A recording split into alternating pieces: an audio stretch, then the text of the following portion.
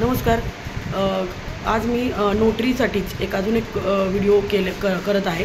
ते म्हणजे की Hindu marriage act Hindu marriage act 1955 याच्याप्रमाणे 13 ब प्रमाणे आपण म्युच्युअल कन्सेंटनी डायव्होर्स हा फॅमिली कोर्टात दाखल करतो. आणि हिंदू विवाह कायद्यानुसार हा डिवोर्स जो आहे तो फक्त डिवोर्स देण्याचा हक्क जो आहे तो फक्त कोर्टालाच आहे. पण बरेचदा काही पक्षकार किंवा काही क्लायंट जे नोटरीकडे येतात आणि ते नोटरीला सांगतात की आम्हाला हे स्टॅम्प पेपरवर करून द्या.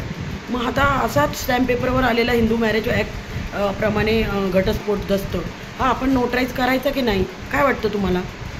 तर मी सांगते याचं उत्तर नाही आहे. कारण आपण घटस्फोट दस्त करू शकत नाही. आपण घटस्फोट दस्त करण्याचा आपल्याला अधिकारच नाही आहे. कारण कायद्याने हे अधिकार कोर्टाला दिलेले आहेत.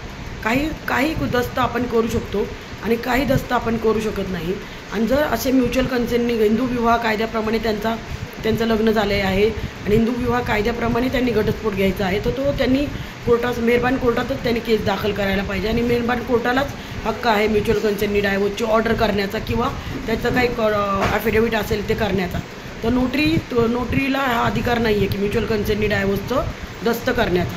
पण आता मी आजच अजून एक व्हिडिओ बनवला होता की जो असा होता की तो म्युच्युअल कन्सेंट डायव्होर्स मुस्लिमचा आहे, त्याला मुबारतनामा म्हणतात. तर तो मुबारतनामा मात्र आपण करू शकतो. पण हिंदू विवाह, ख्रिश्चन विवाह, पारसी विवाह, इतर कोणत्याही विवाहाचं म्युच्युअल कन्सेंटनी त्यांचा हे असेल, परस्पर समजुतीने करारनामा जरी असेल तरी तो आपण रजिस्टर करू शकत नाही.